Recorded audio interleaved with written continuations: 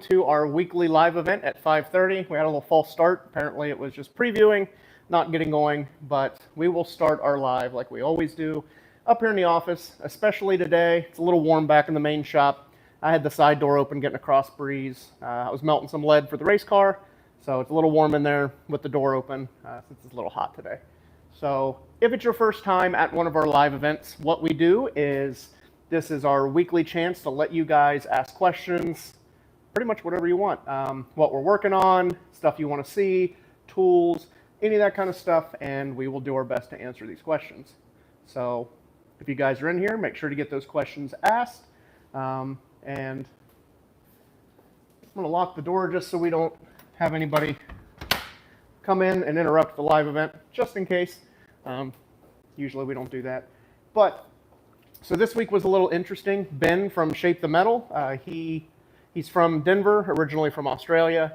He was on his way from the Iowa Good Guys up to Columbus, so he hit me up and asked if he could come down for a couple days as he was passing through and work on a 65 Cortina hood that he had some questions on. So he'd been here working for a couple days, I guess 3, Monday, Tuesday, Wednesday, and he headed up to Good Guys Columbus this morning. So he got to use some of the equipment, got a little, some pointers where he was struggling on some stuff. And so he's been here, and yeah, we can head out to the shop and talk about the other stuff that's been going on. Okay. Any questions yet? No, not yet. Hopefully you guys can hear us and see us well. Yeah. So this week I've been back on the Mustang a little bit. I haven't got to hit it as hard as I want just yet.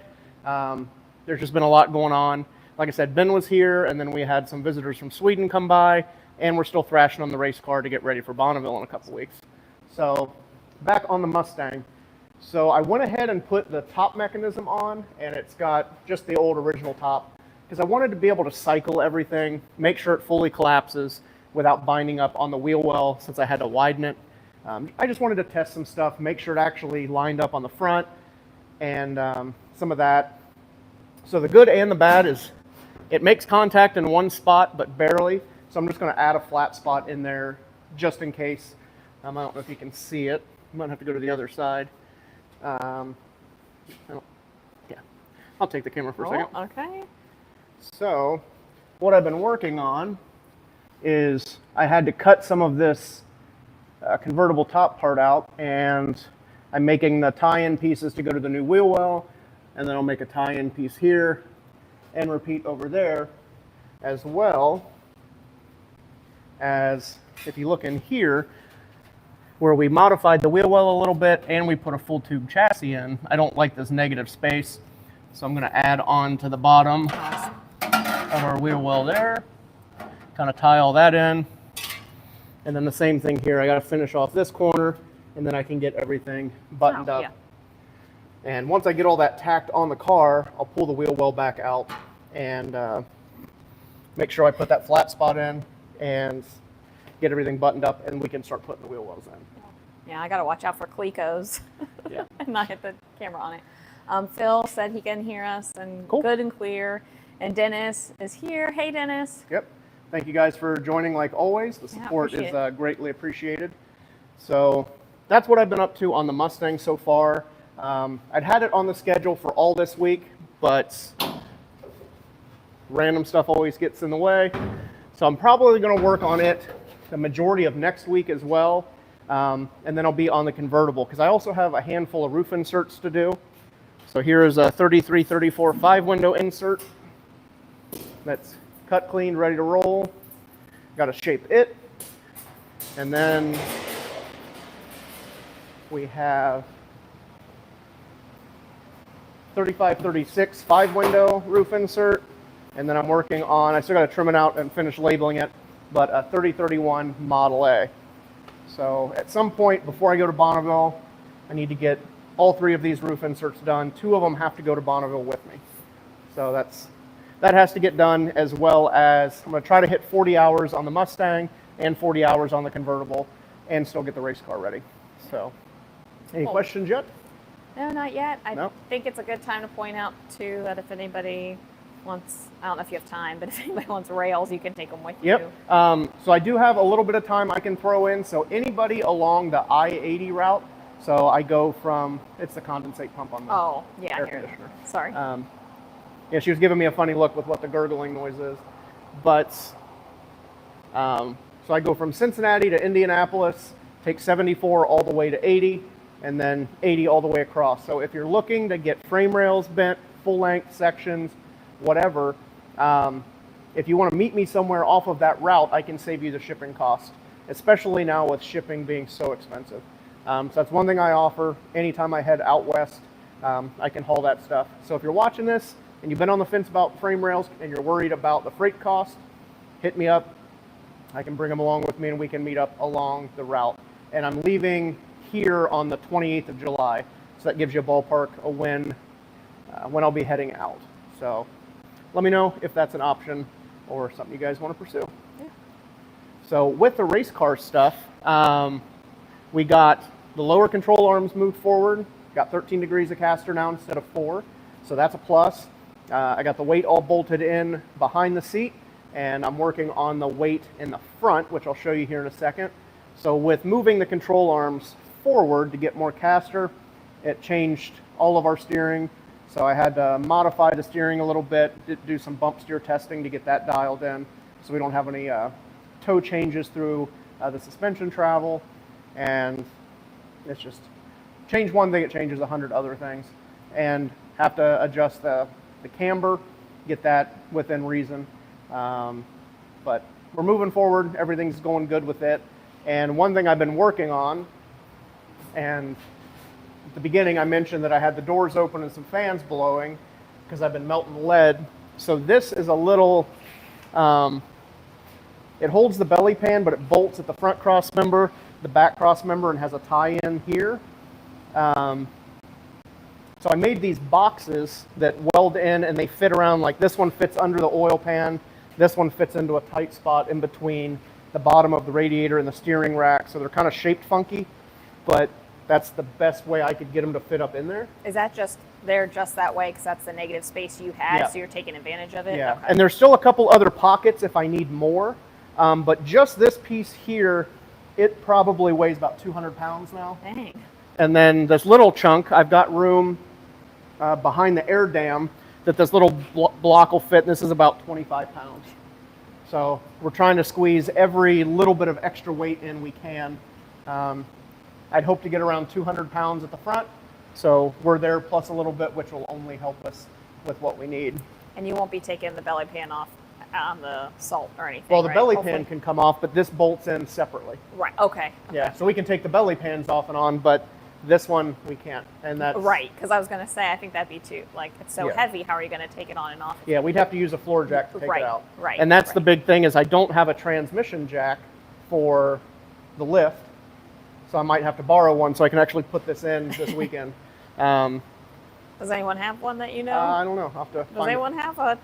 Yeah, I don't know if anybody local is watching. Yeah, that's true. But if worse comes to worse, I'll just go have to pick one up at Harbor Freight for a Yeah. one-time use thing. But if it comes down to it, I need more weight. I can fill a piece of 2x2 tubing and bolt it through here, and the same thing, or we can start packing that weight in around what little bit is left. It's almost like you have experience with shoving things Yeah, at places and organizing. yeah. So that's yeah. I tested everything before I welded the top plate on and filled it full of lead. So I hope everything still fits, because that'd be a real bummer, especially to struggle to get that up in there. Yeah. But because the only thing I noticed is this was going to be a little close to the bottom of the oil pan because the way the pan has a belly in it. So I just lowered that down about 1/4 inch to give myself a little bit of extra room. So it should fit, hopefully. Yeah. Yeah. Yeah, so that's about where we are with that. Dan Shaw's coming over to pinstripe it in the morning. Oh, So, yay. Yep, he'll be here, get that done. Yeah, and from this Sunday we'll have 2 weeks left to get everything buttoned up on the car That's that I want to get wild. done. I feel like we haven't even been home that long. I know. And the big thing is it's a little hard to stay focused because I'm getting stressed getting down to the wire with all these big projects we have to do. So I'm hoping this weekend, I think I'm going to take tomorrow off on customer stuff and just bust ass on Friday, Saturday, Sunday, try to get all our big ticket items knocked off and relieve some of that stress, and then I can actually keep a decent train of thought and focus throughout the week. I guess 2 weeks before we leave. Dennis said, American restaurant fine food. Squirrel tastes like chicken, he's told. LOL. Any other squirrel problems? No, we haven't had any more squirrel problems. My finger healed up where he bit me. Yeah, no rabies. No rabies that we know of, hopefully. Yeah. So if it might just be your personality. So yeah. It's funny because then someone replied, Squirrel's Workshop. Yeah. Then said squirrel tastes like chicken, ? And then Dennis put a little food container on, so it's funny. Burton wants to know what got you into land speed, especially all the way out in Hilly, Ohio. I remember as a kid, like not really even as a kid, because I didn't get into hot rodding and stuff till later in life, like 18, 19.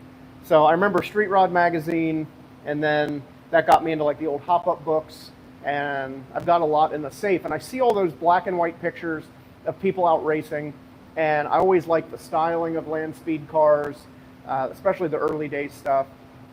And then I think it was a combination of all of that stuff, and then when the World's Fastest Indian came out, that kind of made it more real, because it's just looking at pictures at that point. And then when the movie came out, it made a lot more sense. And Jamie and I went just to spectate in 2011. Yeah. And we kind of got there late in Speed Week because we really didn't know how it worked. So we just drove out, checked it out, and I pretty much fell in love with the place and the history, and that it's pretty much hallowed ground if you're into hot rodding and racing. So I've been back every year since. Yeah. And Burton said the Fastest Indian was definitely inspirational. Exactly. For like sure. it was just a cool movie, and like I'm not a big motorcycle guy, but it all ties together. Like the Streamliner I'm building is styled after the Redhead. I saw the Redhead in the World's Fastest Indy, and I've just always thought it's the most beautiful land speed car. So I wanted to kind of duplicate that. Dave Schaefer's on. He says, hey guys, I finally got to catch a live instead of watching it in the middle of the night. Nice. Well, which we appreciate you watching it whenever. Yeah, in general. Really. Yeah. And Gabe is he won one of our classes in the past, Yeah. and he's a big supporter. And speaking of that, I'm thinking about doing another class giveaway. So we might do one. I don't know. I've been thinking about it, and maybe for my birthday, I'll give away 2 classes. Oh. So we might do another class giveaway. So stay tuned for that. And my birthday's coming up in a week and a half. Well, 2 weeks because Yeah. it's the Friday before you leave. Yeah. So we'll make the announcement. We'll think about it this weekend, and if we're going to be able to do it before I leave, we'll do that. This is nice. Michael Anderson said 28 watching and only 10 likes. Come on. Yeah, well, thank you. Thank you. And then Phil Yeah, let's said, move over here so we're not underneath the air. underneath the AC. That's Yeah. really loud. Phil said there's another place on the earth like Salt for an early sunrise. It's beautiful. We Yeah. agree. And then Michael also said it's 7:46 on Friday morning in Australia. Yeah. Which, we'll figure that out soon. we'll be out there. We booked flights. Yep. So everything's set for that. I'm a little concerned about the flight. Not the flight itself, but like the being contained for that long. Yeah. That's I struggle on a 4-hour flight to California, so I'm Yeah. sure it's only going to be terrible on another 15 to 20 hours as we cross the ocean. And So. then Burton says he's in Texas, and they might try to make it out to see in person someday. So I think he means Bonneville. Hopefully. Yeah, I highly recommend checking out Sure. Bonneville, but you have to be really careful, or else you'll get bit by the salt bug, kind of like I did. Yeah. And it can influence your life. I wouldn't say ruin, but it could heavily influence your life. Michael said 14 hours LS to Sydney, or LA to Sydney. Yeah, so that's the flight path, I think. I can't remember what I booked for you.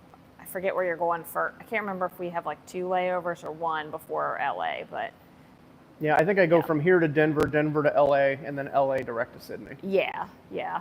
That's the only bad part is where we are. We're like, there's not many directs from Cincinnati to LA. Yeah. So Yeah, so that's going to be an adventure. It'll be my longest flight, and we'll Ever. see if I survive. Yeah. But the good thing is I can sleep on an airplane, so I'm hoping that I can sleep a lot of that. Yeah, he said lots of movies, which also we agree. Yeah. And then Burton said he appreciates the warning. That's basically how he caught the drag race bug back in high school, which. Yeah. Oh, Dennis said, "Is your birthday 7/25? Happy birthday." It's 7/24. Yeah. So Well, thanks that's for a lot. a happy Yeah. early birthday. Yes. But yeah, so maybe, like I said, maybe we'll do some class giveaway stuff right around my birthday and right before I leave. Yeah. So yeah. We'll have to figure that out. I know what our topic of conversation will be this evening. Yeah. Trying to figure that out. Yeah. Yeah. So if you guys have questions, Oh, no one. They don't have a question, but I do. Do we want to show those land speed books that you have? sure. I didn't know if you want to do that while we were on that topic. Yeah. Trying to think of stuff that people might not see in your videos. Or the other thing too, if anybody has questions about the MGA video. Yeah, let us Or- know what you think about the MGA video. It was a or little if- bit different of a format. Or if I missed something, or Yeah. like we didn't talk about something you want to see, let us know. Because I think this weekend we might film the same style for the Mustang. The Mustang's been going on a while. We might do an overall recap, stuff that's been done on the Mustang, and kind of catch everybody up. And if you guys like that format of just no real editing, just real-time recording, let us know, and we'll try to do that more. Because the editing's one thing that kind of kills me. Like, I don't mind recording, but it's just the hours of editing. It gets really brutal. So I've got lots of land speed stuff. So we've got Bonneville Century of Speed, and then a lot of the old stuff. So I've got a bunch of just magazines, but then I got... I got a couple things for you. Michael Anderson said the MGA is a lovely car, Thank you. and Dennis said it sounds great. Gabe Schaefer wants to know, what was the Ford book you talked about on the podcast? And if you have it handy, if you could show it. Since we are in here, Yeah, exactly. And then Burton said they liked the MGA video, going through all the little details, otherwise would be looked over. And then Phil said it was awesome, a great complete walk around, and covered a ton of questions they had anyway. Perfect. thank you. Okay. So this is Ford Shop Theory. So it was the Henry Ford Trade School. When you went to work for Ford, you had to take his trade school. So it comes in softback and hardback. It's the same book. So you have 2 copies? I have multiple copies, but it's Congrats super on you. cool because like this is copyright 1934, Henry Ford Trade School, revised in 41.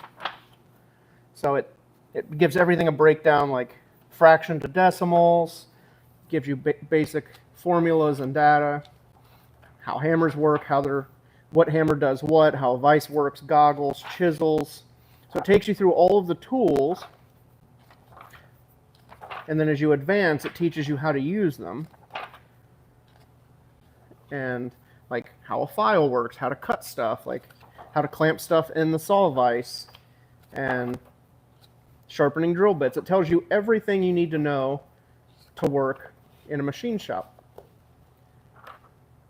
So running lathes and cutting different parts, and it's just a really handy reference tool, and it covers so much information.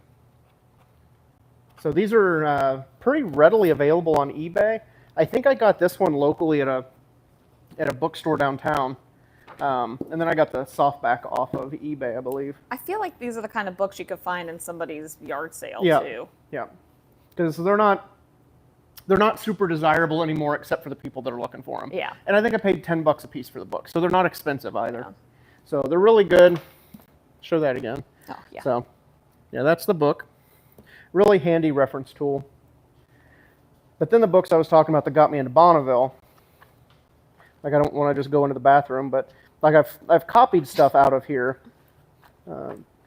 Yeah, like just Because there's pictures in the bathroom of these things. there's pictures and actual magazine Like, what are we articles. talking about? Yeah, but like I just love these old pictures of the cars, and like I always try to. I'm not a big picture fan. Like I don't like to be in pictures a whole lot. But you look at this stuff, and like I want to be these people. I want the candid shots of the guys working on stuff and racing together, and Yeah. it just, I could say I was there and like we did these things. So it's just I fell in love with these kind of pictures and the styling, and I wanted to be a part of it. Yeah. We've got a couple Yeah, things. so that's the first 12 issues of Hop Up, Okay. and then here's the first 12 issues of Hot Rod Magazine. Hold on. We got Dennis said nice gear in the background. We'll show you that in a minute too. And Michael Anderson said the skills of the trade are seemingly less taught these days. Trade schools seem to think people have basic understanding. Some apprentices in Australia scare him. Yeah. Yeah, and like here, you know, the early days at El Mirage, you know, I just think it's super cool. That's like, I've been there, I've raced on that same course that this car ran in, 126 in 1948. Yeah. You know, I've done the same thing as this person on the exact same course. Almost 100 years. Almost 100 years apart. And there's not a lot of people, especially out here, that can say they've raced at El Mirage. But, you know, like even this, the SCTA point standing 1947 season, they keep a track of all of that. So no matter what, for 2024 and 2025, I'm in there forever being a piece of history that I raced at El Mirage for points. Yeah. And just tying myself to history is just super cool. And I just wanted to be involved with it. Clutch, I don't understand exactly what he's meaning, but he said a bit of a pop in the audio. Checked on 3 devices. No issues hearing us clearly, but it's noticeable. Okay. I wonder if it's because we're kind of closer together. Yeah, maybe. And then Phil said in another note, can you please show a pic of your shop, labor, and layout of expectations, etc. that's out in the front? Yep, we can do that here in a second. Yeah, but let's do the gear, because I think that's kind of cool. Yeah, so the gear, it's actually just a mold, and we bought this at Hershey. I was going to make a kitchen table out of it. So it's just wood, and I wanted to find a really cool cast iron base that kind of fit that, and get that mounted to the top, and then get a big round glass piece and make a really cool table out of it. Haven't gotten that far yet. I was gonna say, and that, how many years have you had it now? Yeah, I get too many irons. I get too many irons and too many fires, and I haven't found that cast iron base yet. Yeah. So that's the big thing, is I'm not in a hurry with it. When it presents itself, it'll be time. And if we can't put it at the house, maybe I'll get rid of this podcasting table, and that'll be our new podcasting table. I'll show that. And then Burton said, that's cool, being a part of history. And then Phil said the sign above the shop door. Yeah, that's what we're... Yeah, so I won't read it, but you can pan up there. Yeah, I don't know how close. Yeah, so I just made sure to put it above the door, and that's pretty much how I run the whole shop.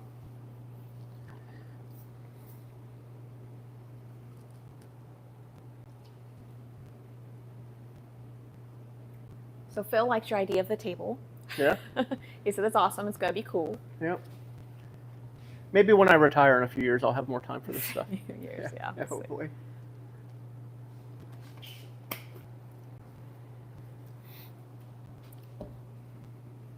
Yeah, and the shipping area in the office is still not done, but I got first coat of drywall mudded and sanded, and then recoated, and then sanded and mudded, and I haven't had a chance to finish that because I'm focusing on race car stuff.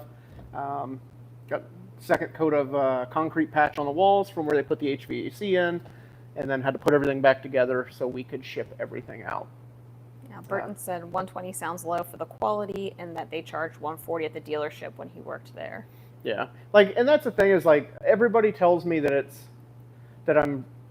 my labor rate is too low, and I feel that I could charge more, but the problem is some of this stuff takes thousands and thousands of hours, and it's really tough when you look at something and I'm like, man, I built this aluminum race car body for a guy and I've got 1,500 hours in it, and then you add all the hours up and you're like, oh man, that's so expensive. Yeah. So kind of the way I do it is my overhead is really low. I don't have to make 20, 30, 40 grand a month to live and to break even. I tried to keep my overhead extremely low, and with 120, I can pay all the bills, I can put money in our savings account, I can tinker with race cars, and I think I can have a comfortable living. And yeah, I don't need much more. And then same thing if we say we were at 200 an hour, then it's going to bump us into a new tax bracket, and the government's just going to take the money anyway. Gabe said the Salt is an amazing place. They'll be out there at the end of August for Bike Week. Nice. And then Dennis said military pictures in the background. I'm going to finish reading these comments and we'll show you those, Dennis. Yep. Michael Anderson said charge a fair price that you can ensure lots of work and be comfortable that you don't price yourself out of the game. Exactly. And he likes our style of working with the customer on a monthly basis. And then Yeah. Michael Whelan said that was a cool old book to have. Yeah. Sure. You're going to show the... Yep.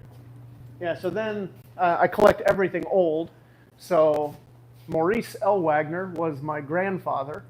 It's the one on the on the left. Yeah. Yeah. So the name's on the top. Sorry. Yeah. Yeah. So he was in the Navy, and he sailed on the USS Roulette. So I got an anchor for him. And then Jamie's grandfather was in the Army in World War II. So in the local town, Owensville, about 10 minutes up the street, they salute people that lived in the town.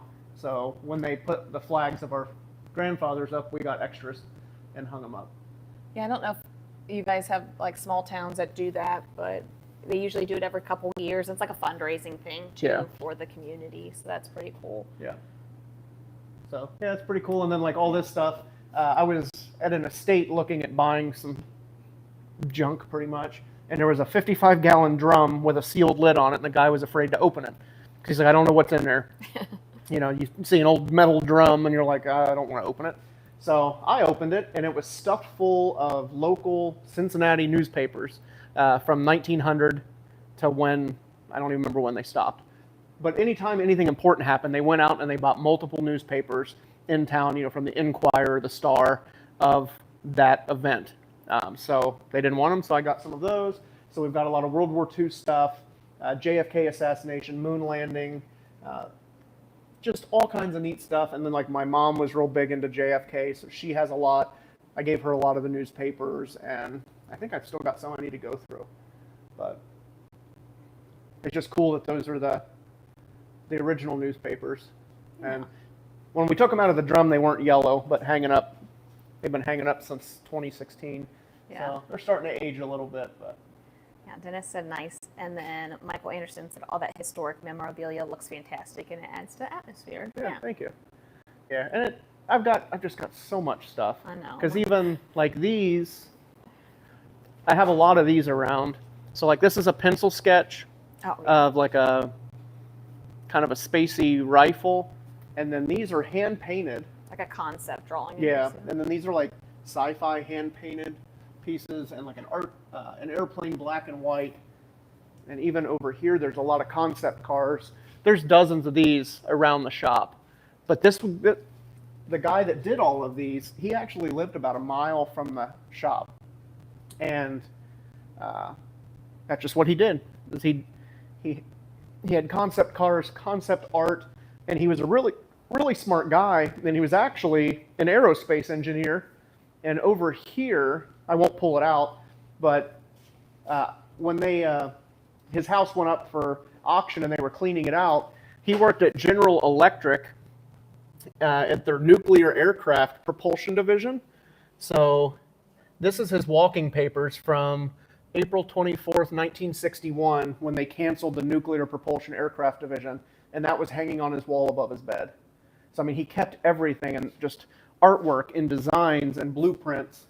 Well, and I think the other part to maybe kind of point out too is he didn't have any family, right? Yeah. Like they didn't want to do this stuff, and in a way, you kind of kept it all from going into the dump. Yeah, and like he had worked for this Robert D. Fritz company, so it's pretty much a rail gun. So he just had all kinds of different blueprints and sketches that he had worked on, and saved it all from going into the dump. Yeah. Then I've got stacks of his artwork. Then Clutch said all the things I'd expect to see in a speed shop, a cobbler stand wasn't on the list. Yeah. Yeah. Yeah, and I like cast iron stuff too. Yeah. So the cobbler stand, and of course I had to have it restored, so it's a little dusty now. It's kind of dark in here, but yeah. Took it all apart, had everything clean and powder coated, and I just like that it's cast iron and just neat stuff. Phil is being nice, of course, saying super cool shop in the pics, but there's so much awesome stuff you have to see in person. It's awesome. Yeah, thank you. Yeah, I've just got stuff everywhere. Yeah, this is just the front. Yeah. Too.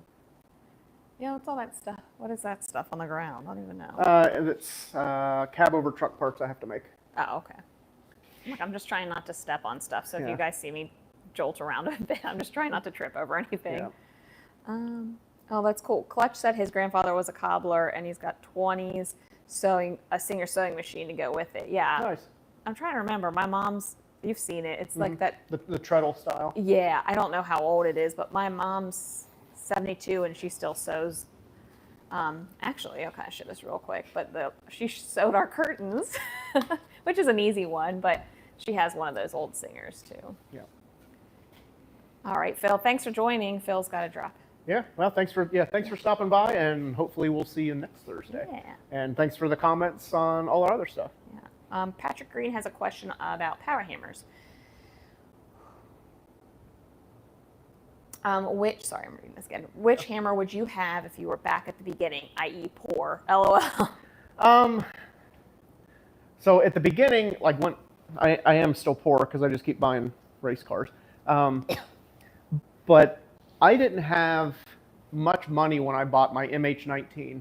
And that would probably be the one I still go back to. Knowing what I know now, I'm lucky that that's the route I went. Because it's a power hammer, it's a pull max, it has pull max function, and it takes up a 4 foot by 4 foot by 7 foot high footprint, and then it runs on 220 single phase. So you could have it at your home garage, you can have two tools in one, and it takes up a small footprint. So we can go back out, and I don't know what they are new right now. But there are used ones on the market, which is really nice. That would be the other thing I would say too, is you bought a lot of stuff cash off Craigslist, Yeah. Marketplace, back in the day, Craigslist. Yeah. Yeah, and I mean, most people won't need a hammer this size. Like this is it's a big industrial unit for doing large, complex panels. The MH19, it lasted, I mean, not that anything ever happened to it, but I mean, it was my soul shaping hammer for probably 6 years. And then I was getting into, I had to do the Indy Roadster body and the Miller Burden. And I'm like, these are two big jobs with a bunch of big panels, so let's get a bigger hammer. And that's why I jumped into the 37. And I even kept my MH19 up until a couple years ago, and now I regret selling it. Like, I wish I still had it. Yeah. So I'm a big believer in the MH19 as a beginner hammer or keeping it throughout your entire career. They are a little bit more expensive, but if you're buying something like that, it's going to make you money. You can't look at it as just an expense. It's going to cost a little bit of money up front, but then it should make you money every month. To at least, like if you're financing it or leasing it, it should make its payment plus some every month. Phil said he's gone, I think, but clients were there, so thanks for doing the lives. Patrick Green said race cars will do that to you, take your money. Yeah. Michael Anderson said the rule to having a small fortune is to start with a large fortune and go motor racing. Yeah.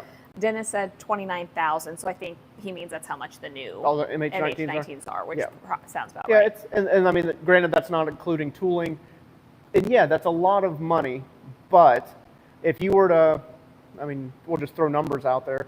Say that you lease it you do a 7-year lease on it, and you're paying $1,000 to $1,500 a month, which I think is a little bit on the high side. Yeah, I was gonna say I think that's too high. Yeah, but we'll just say 1,000 for a nice round number. If you're paying $1,000 a month on it, you should be able to make $1,000 a week running it. Yeah. You know, I mean, that's even low. Like if your labor rate's $100 an hour and you run it 10 hours a week, you're going to be making $1,000 a week. Yeah. Based off of that. So it's one of those things you really have to weigh your options and make sure you can make money at it. But usually, once you get a power hammer, it's going to profit a lot. Yeah, but Artman 410 says happy Thursday evening from Fabit. Yeah, and thanks then for coming. Clutch again said, did you run into issues with throat depth on the MH19? That was the only thing. Like I couldn't do roof inserts. there was like a spot right in the middle that I couldn't do, so I would usually still wheel roof inserts, and that was one of the big things with the MH37, is it's such a big machine that now I don't have those issues. Yeah, yeah, but you also make I make a ton of roof inserts. Yeah, and I do a lot of really big panels. So Yeah. like if you segment everything down, like I could do door skins.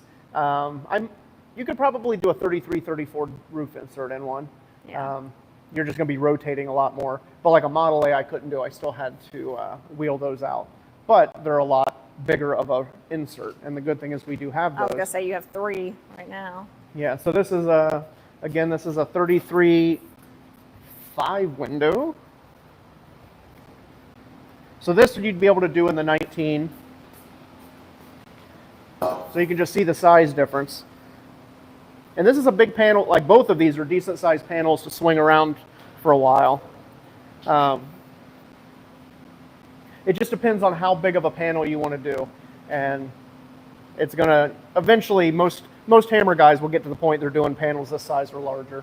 But same thing, like I was saying, if you get the 19, you pay 30 grand for it, you make 100 grand with it, and then you invest in another machine and then keep it as a secondary hammer. Yeah, he said if you spend the cash on the hammer, can you go budget on the wheel? If you switch over to the hammer, I wouldn't even get a wheel.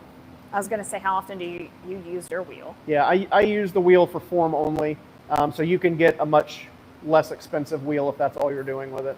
I mean, if I didn't have the wheel that I have, I probably wouldn't even have a wheeling machine.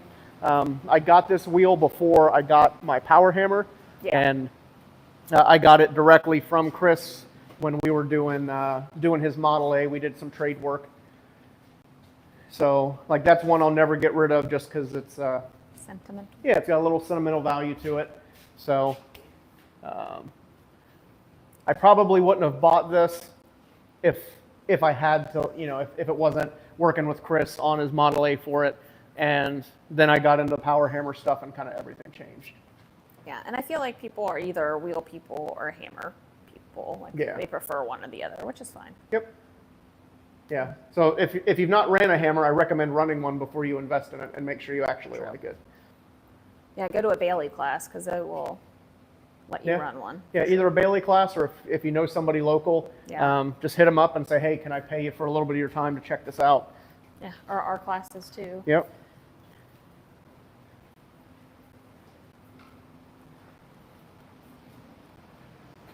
Yeah, we have any other questions? Not yet. Yeah. Well, I guess usually we run these from 5:30 to 6ish if we get a bunch of questions. So we'll start winding things down since it's been, 35, 40 minutes? Yeah. Burton said you're definitely turning Carl into a hammer person. Yeah. It's once you start running it kind of, it's like Bonneville. It'll just bite you and then you'll be a hammer guy forever. Yeah. Because, I mean, I was a heavy wheel guy before, and then I got the hammer and it just made a lot more sense. So I switched over to the dark side apparently, and it's taken me places in my career I never would have thought possible. Yeah.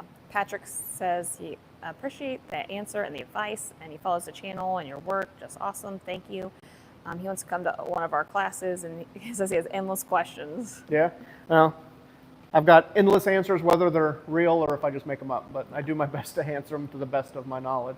But thanks for all the support on the channel, and hopefully we can get you in a class here soon. And Zachary said the Bailey class was well worth it. Yeah. And we do have, we'll just mention it, there's a Bailey class in September in Manitowoc, Wisconsin, and then also one in Las Vegas the weekend after SEMA. I don't know what the exact date is, but you can reach out to Shane at Bailey and get signed up for either one of those. I think they've still got spots available.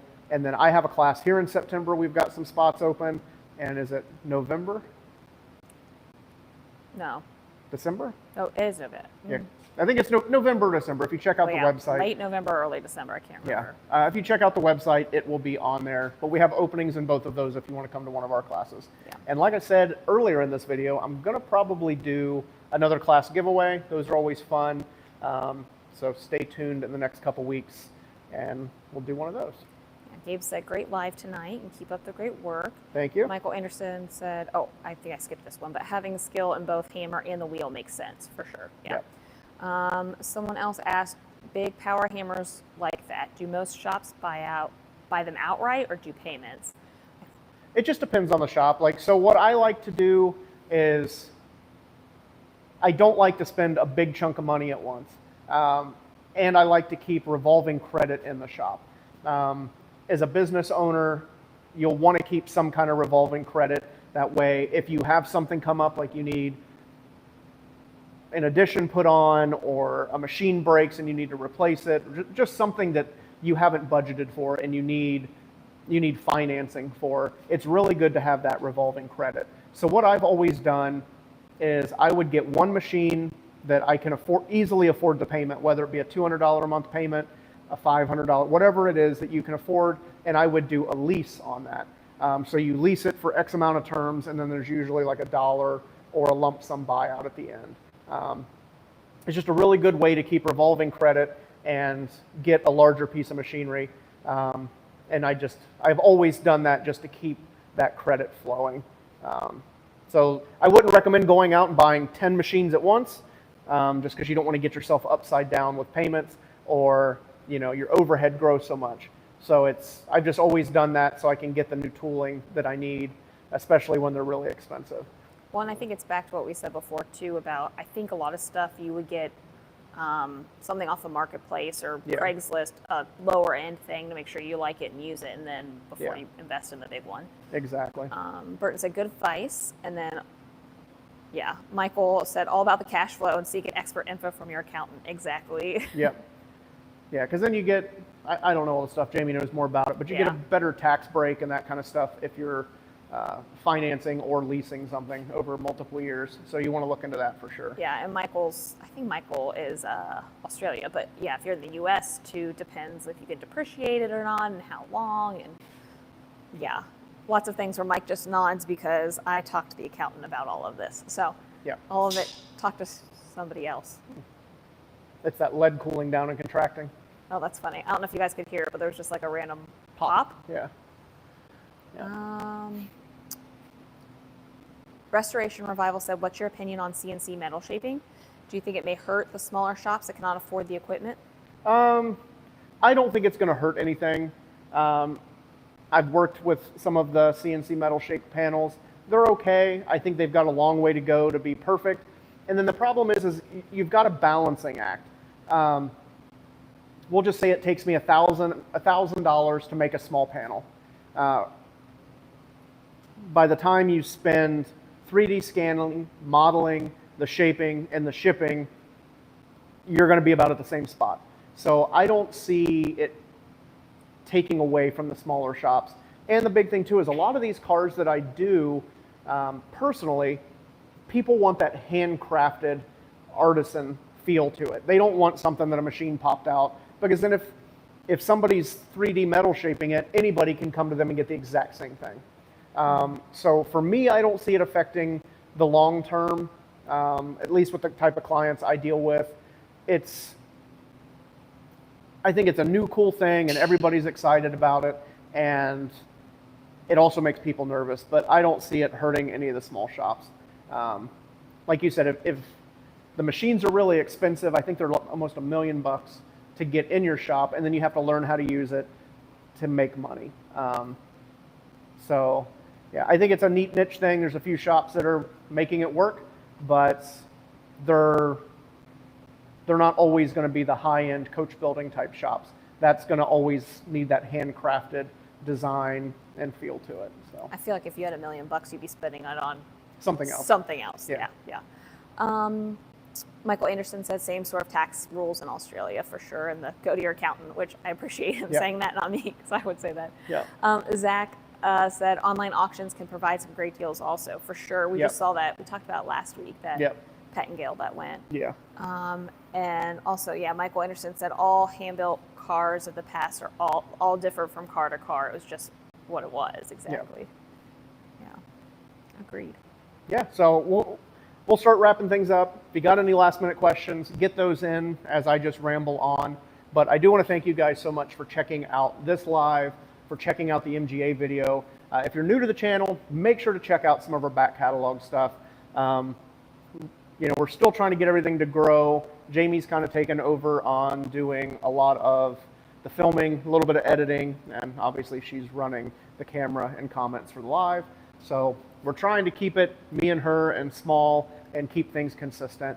I might re-upload a couple of the older Bonneville videos with the modified Roadster since it is...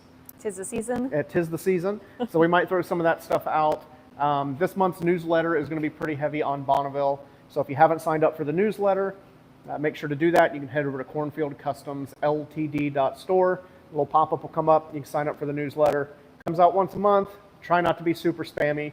And Jamie did figure out how to do the back catalog for all you guys that want to check out previous issues. And she can tell you how to do that. I think it's... Yes. So it's 2 places, and I can't remember the... You put it on the bottom of the website. Yep, that's what it is. I put it on the bottom of the website, but I also put it in your link tree, which we'll see what this algorithm does because people on the internet act like they don't like it. But if you check out Mike's link tree and his bio of everywhere, it's in there. It's definitely on Instagram. Yeah. In that link yeah, tree. or you can go to cornfieldcustomsltd.com Yeah. and scroll all the way to the bottom, and it'll have a little thing with the different issues. Yeah, it's under contact us, and it says like want to see old newsletters or something like that. Yeah. Click that, and it takes you to a new page. A couple people have comments. Restoration Revival said if they had $1 million, they would put it into retirement. I don't know what we would do with it, but. Dennis said I'd thanks. spend it all. I know you'd spend it all on the race car. Yeah. Or buy property in Wendover so you can have a place to store all your stuff. Yeah. Dennis said thanks. It's time to take me to dinner. Agreed, Dennis. This is why you're my favorite. Michael Anderson said a few race clips will be great. And then Burton said thanks for hanging out tonight. Good info and cool memorabilia. Yeah. Yeah. Thanks for stopping Thank by.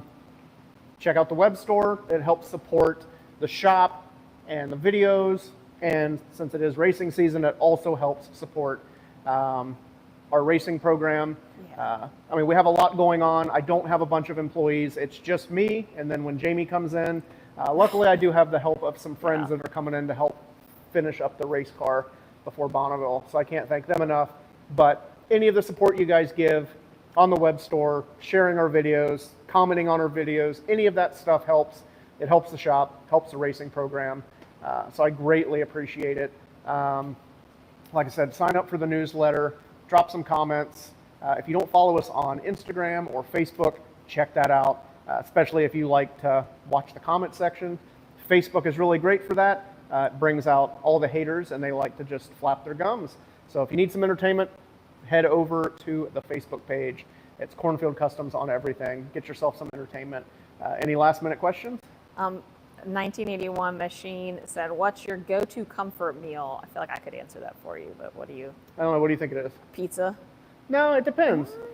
I mean, I love pizza. I love chicken wings. You don't discriminate against food. Let's put it that way. Yeah, I mean, I don't discriminate. I like to eat. Yeah, I don't have a one go-to food. Yeah, I don't know. What else were you gonna say? You said pizza, chicken wings. Were you gonna say anything else? I don't know, steak and potato. I mean, I like it all. I can't think of. And you got into like a ramen kick there for a little bit. I still like going to ramen, but it's expensive. Yeah, we haven't done that in a while. Yeah. Yeah, I mean, pretty much anything I like to eat, so I don't have one go-to. Michael Anderson said smoked brisket, which I probably need to do that because I have 2 briskets in our deep freeze, and Yeah. I do like me some barbecued meats. yeah, smoked meats. Yeah. For sure. Yeah. So I guess we're gonna close things down and get out of here since it is kind of smoky, and see if I die of lead poisoning tonight.